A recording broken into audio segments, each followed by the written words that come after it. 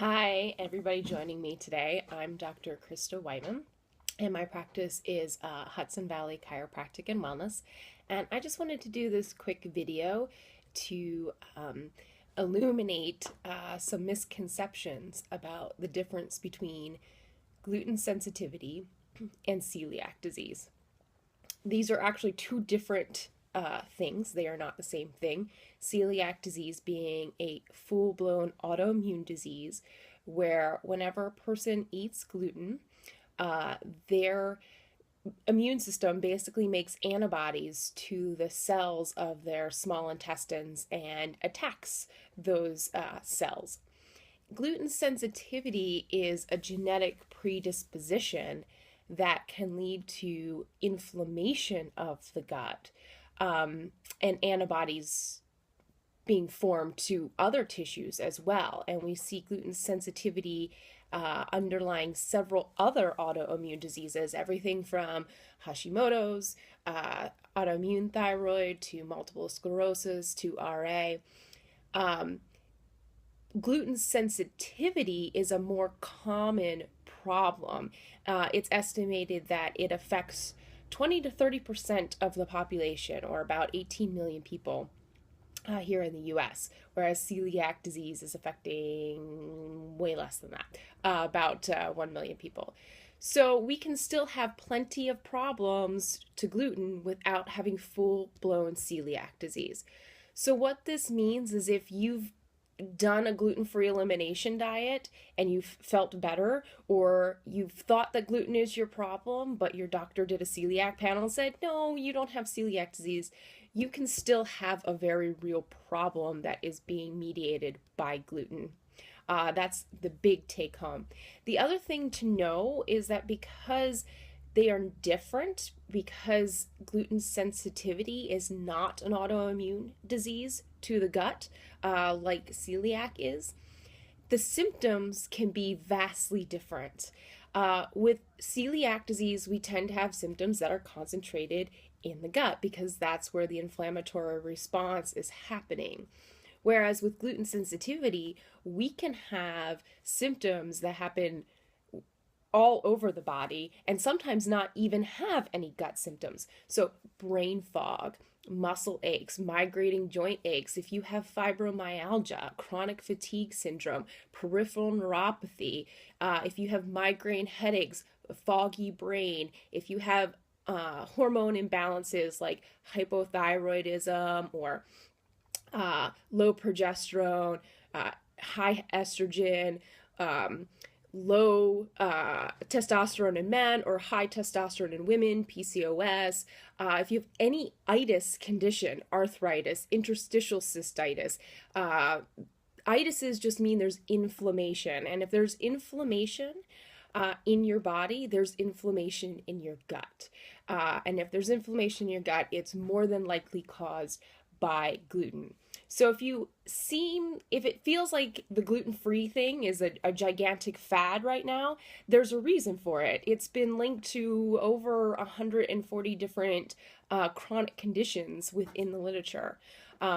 So a gluten-free diet is a great place to start if you have any chronic health condition. Now, I'm just going to offer one extra caveat to that. And when we talk about gluten sensitivity, and we talk about celiac disease especially, that form of gluten is actually known as gliadin, and we see it in wheat. It shows up a little bit in barley, rye, and some oats. But it's also important to know that gluten is a class of proteins. It's not just one protein. And there are gluten proteins in all grains. So even rice, corn, any other grain will have some version of a gluten protein, and they look enough like each other that there can be cross reactivities. And so it's really common to have people who have celiac disease or even gluten sensitivity have problems with other grains or symptoms to other grains. Very commonly, I see corn being one with my patients in my office in particular. So if you are trying to address your celiac disease, by just having a gluten-free diet, and you're still eating gluten-free foods like gluten-free pasta, gluten-free bread, gluten-free bagels, whatever, you could still be having symptoms and still be feeling pretty yucky because you're actually still creating some of the inflammation. It's not as bad as when you're actually eating the gliadin protein, but it can still cause some of the inflammation and underlying autoimmunity that was driving your symptoms in the first place. So what I recommend for my patients who have celiac disease or gluten sensitivity is to remove all grains. Optimally, I want them to go on a paleo style diet where they get rid of all grains, legumes, and dairy. Some legumes and some dairy, depending on the quality, may be something that can be added back in at a time when their gut heals. But in order to really affect healing of the gut, all those grain products need to come out. I know it sounds restrictive. If you've been on a gluten-free diet for a long period of time, you may be saying, but I've already given up so much. But really, all you're trading out is foods that are eroding your health for foods that are actually going to help build your health. Vegetables, lean meats, good high quality meats, and vegetables. We can all pretty much agree that those things are generally healthy for us. And if you are swapping out grain products for vegetables, you're getting more vitamins, nutrients, antioxidants than you are going to get from grain products. There's no such thing as an essential carbohydrate. You're not missing anything in your diet or creating any nutritional deficiencies by not having whole grains in your diet.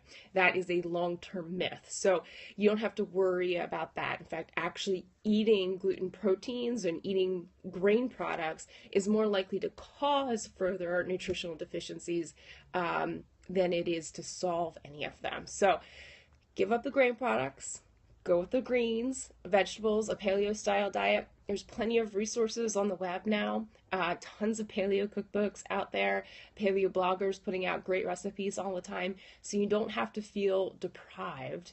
In fact, you really only have everything to gain by getting rid of grains from your diet. So I hope that was helpful to explain the difference between celiac disease and gluten sensitivity and why you may still be having symptoms and issues of inflammation even if you've adopted a gluten-free diet as a celiac. If you want to read more, I have plenty of articles on my website at www.drkristawhiteman.com. And you can also follow me on my YouTube channel where I'll be posting this video as well. Follow me here on Periscope at Primal Doc, and hope that was helpful. See you later.